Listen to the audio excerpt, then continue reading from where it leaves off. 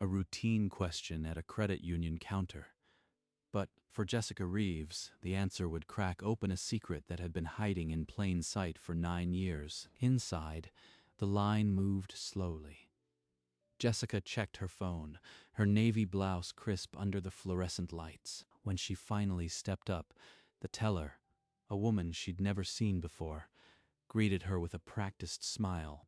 Good afternoon. Deposit only? Yes, just this check. Catherine processed the deposit, then glanced at her screen.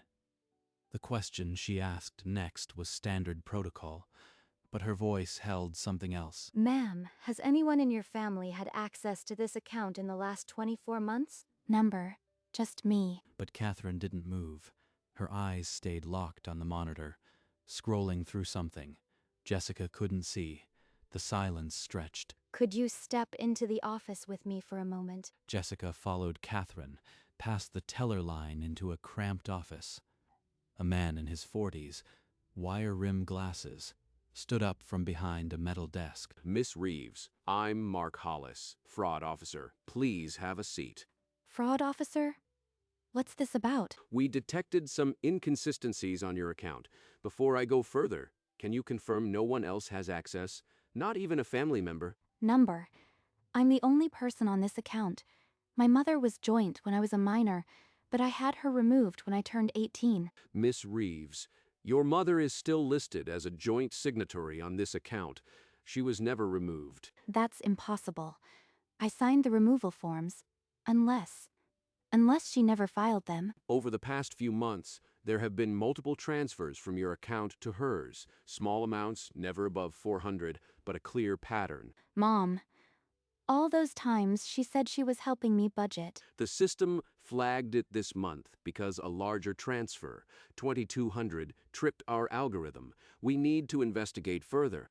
These transfers didn't start recently. They go back 9 years, almost to the day you turned 18. The cumulative total siphoned from your account is $61,800. 9 years.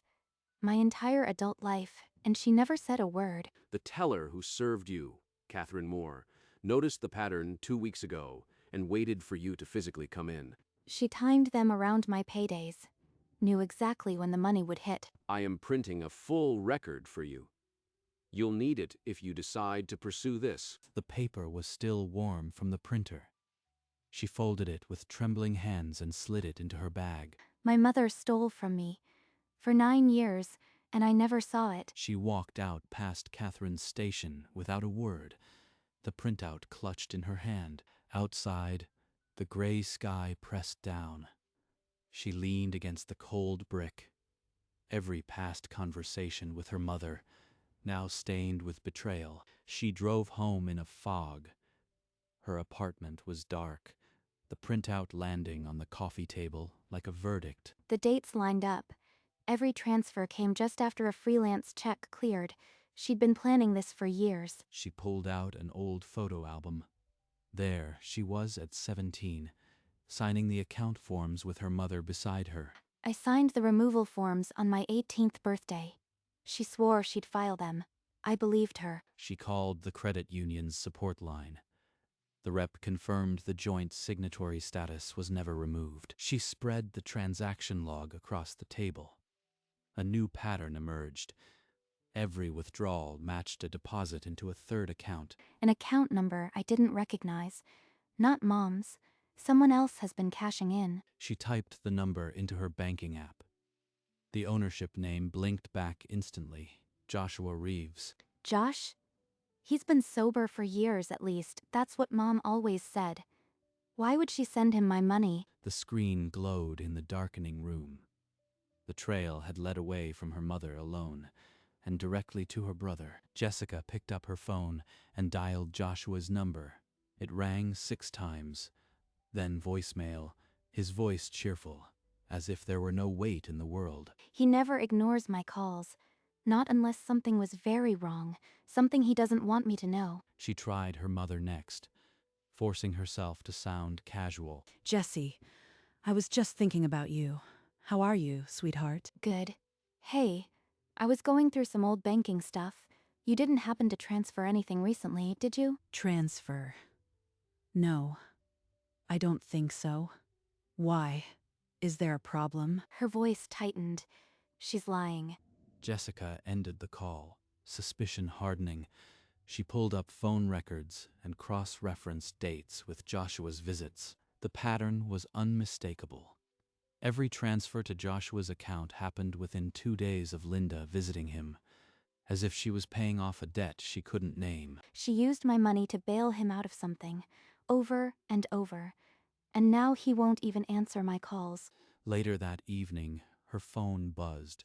Catherine Moore's name lit up the screen. Miss Reeves, it's Catherine from the credit union. I hope you don't mind. I just wanted to check on you after everything. Thank you for calling. What made you look closer? I need to understand everything. The transfers were always just below the reporting limit, timed to your deposits. It felt planned. I kept watching until you came in. The next morning, Jessica drove to Joshua's apartment. She'd had a key for years. He never changed the locks. Inside, the place was a wreck.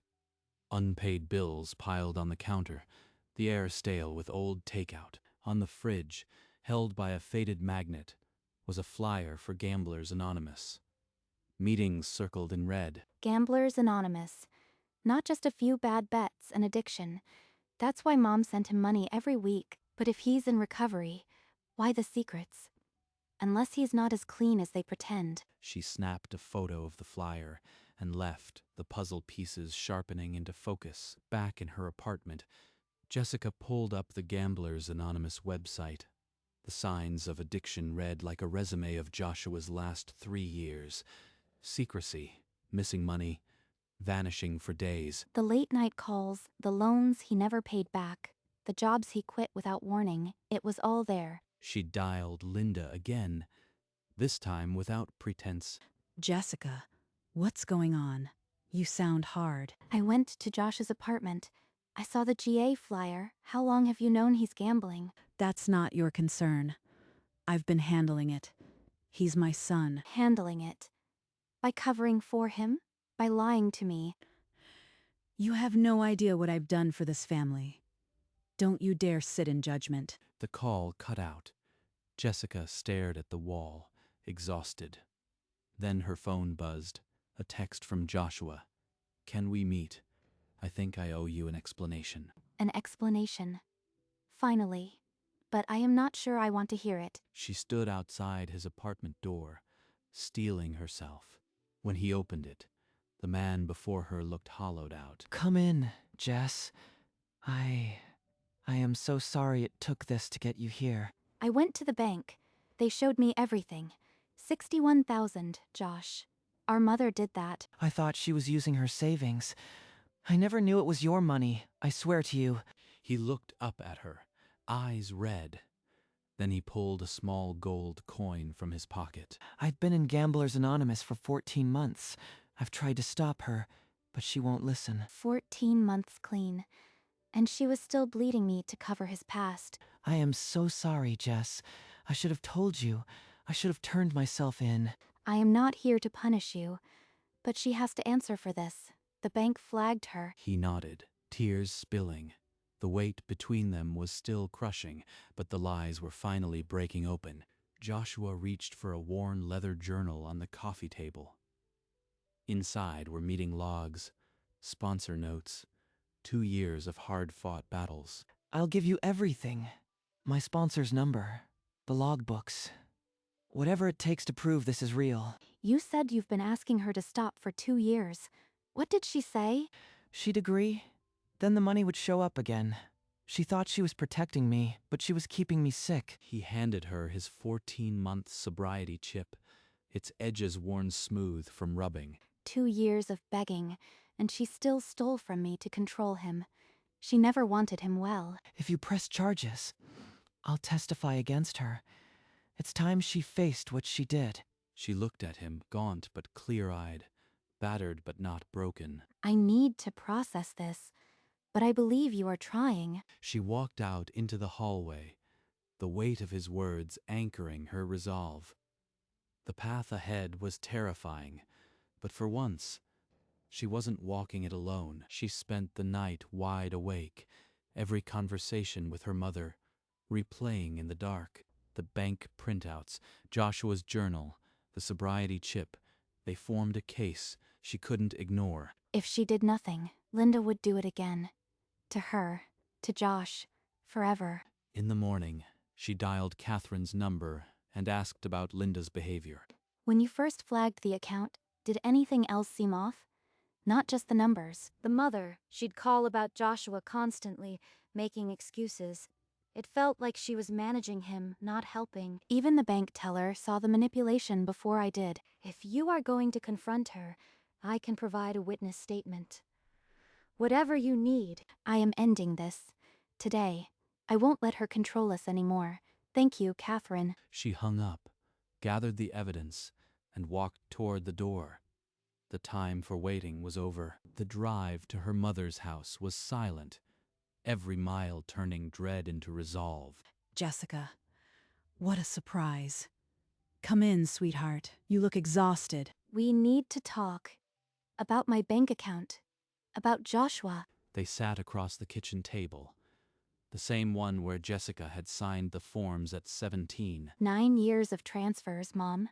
$61,000 siphoned straight to Joshua. Those were loans. He was going to pay it back. You don't understand the pressure he's been under. He's my son. I couldn't let him fail.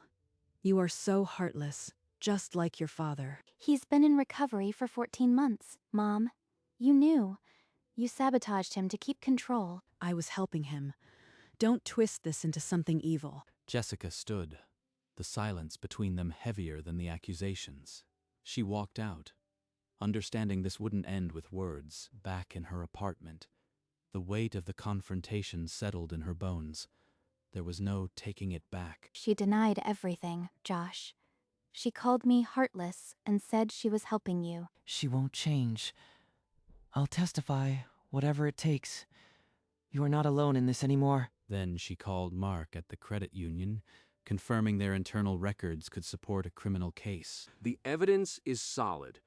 Catherine and I will provide full statements. You are doing the right thing. Right thing. That's supposed to make this feel less like a blade. She dialed the non-emergency police line and with a trembling voice stated her name and the crime. The officer transferred her to a detective, who asked her to come to the precinct to sign a formal complaint. She drove through the empty streets, the folder of evidence on the passenger seat like a second heartbeat. Her pen hovered over the complaint form, then pressed down. Linda Reeves was now officially under investigation. 2 days later, a patrol car pulled into Linda Reeves' driveway. She answered the door in her bathrobe, her face crumbling when the badge appeared. This is a mistake. My own daughter did this. She doesn't understand what she's done. Within hours, her phone rang. Linda's voice was ragged, stripped of all pretense. Jesse, please. This is going to destroy our family. Drop the charges. I'll pay you back. I swear. You already destroyed it, Mom. Every month you lied. I have to protect Joshua now. The guilt is a knife, but I can't let it cut me open again. That evening, Joshua stood in a church basement for his Gamblers Anonymous meeting. The circle of chairs was full. My sister pressed charges against my mom. For the first time, I'm not the one being saved. I'm standing beside her. Later, Joshua texted her a photo of the meeting. She could see the release in his posture.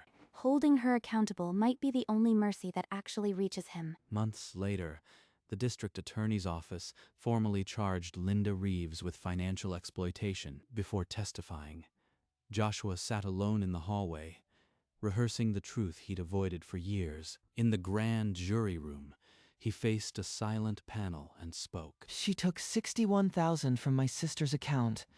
I knew. I couldn't stop her. She thought she was helping me, but I was drowning. Jessica sat in the hallway, her hands clenched, every admission a blade and a balm. He's finally telling the whole truth, and I believe him. The grand jury returned an indictment. Linda's lawyer began negotiating a plea. In a small conference room, Her attorney laid out the options. What if I agree to pay her back? Will she drop the charges? The attorney shook his head. The state, not Jessica, controlled the case now. The plea hearing convened in a sterile courtroom. Linda stood beside her attorney, her face pale as the judge took the bench. The prosecutor read the terms. A guilty plea to unauthorized transfers, full restitution of $61,800, and a year of supervised financial counseling. When the judge asked how she pled, Linda's voice cracked but held. Guilty. I did it. I am. I am sorry, Jessica. Jessica sat in the front row, her fingers interlaced, knuckles white. When offered to speak, she rose and faced the judge. For years, I thought I was failing. I wasn't. She was taking from me to give to my brother's addiction. This plea doesn't fix it, but at least the truth is on paper. The judge signed the order. Restitution to begin immediately. Financial counseling to start within 30 days. Linda was led away, her eyes searching for Jessica's but finding only a turned back. Outside the courthouse, Joshua was waiting. They didn't speak, just stood under the gray sky, breathing the same air. In the weeks after the hearing, Jessica moved through her days like a ghost, there but not present. You did the hardest thing. I am proud of you, and I am sorry I put you there. I am here if you ever want to talk. No rush, no pressure. Linda's first session with the financial counselor was quiet.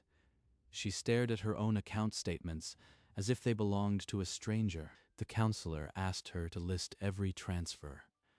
Her hand hovered over the pen, and for the first time, she didn't make an excuse. This is what recovery looks like. Not perfect, but present. They started meeting for walks, rebuilding a language that didn't revolve around damage. I've been applying for jobs. It's slow, but I am showing up. Every day. Linda's counseling sessions were court-mandated. But slowly, something shifted.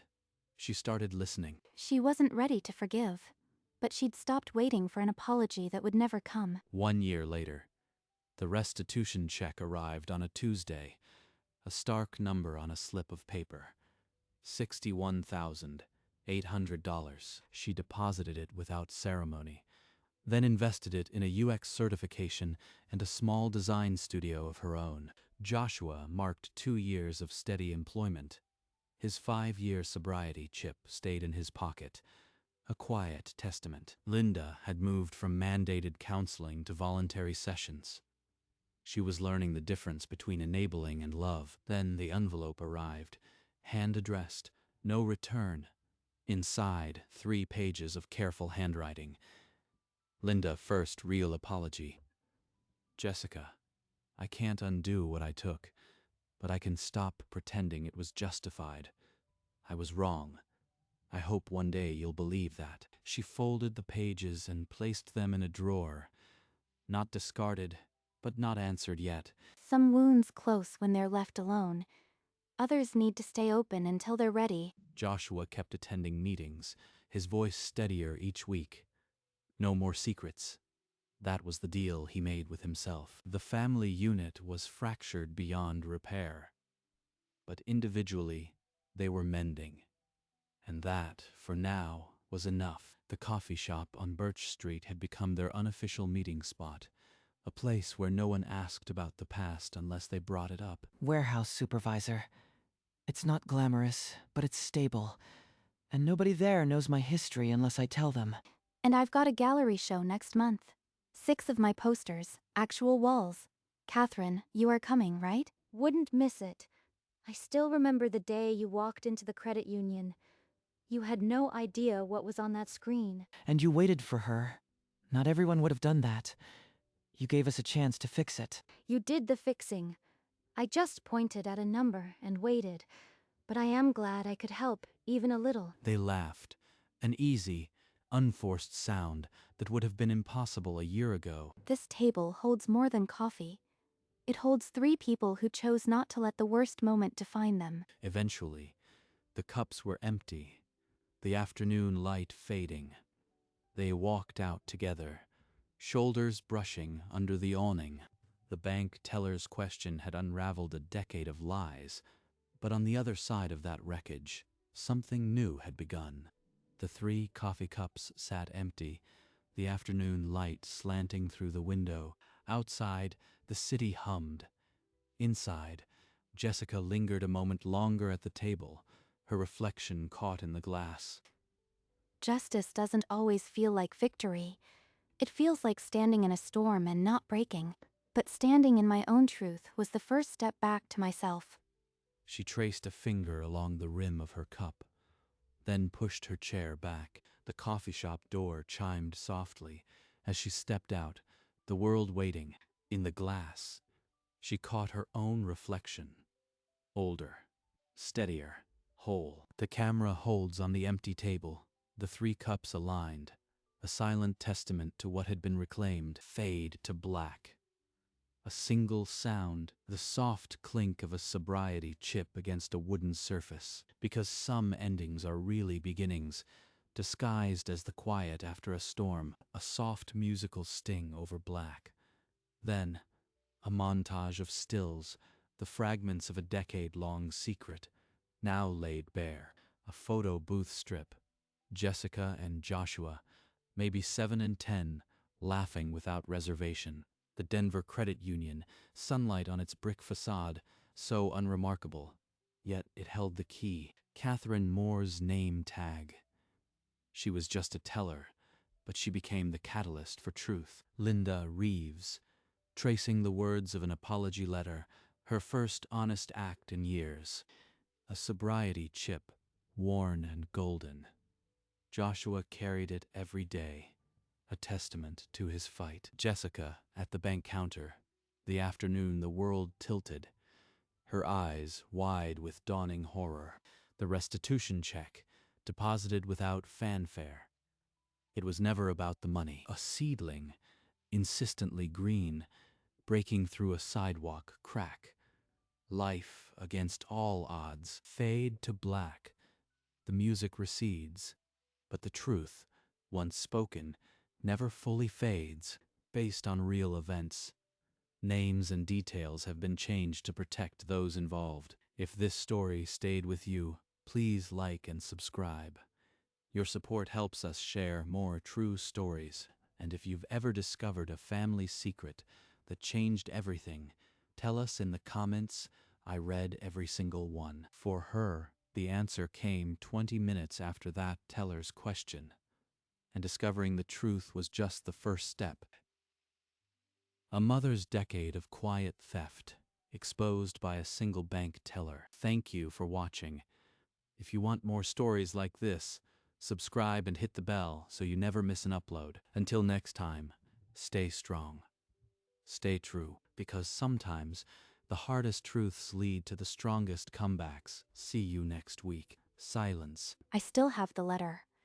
Not because I've forgiven, but because it reminds me that truth, once spoken, can't be taken back. If you've ever discovered a family secret, you know it's not the truth that breaks you.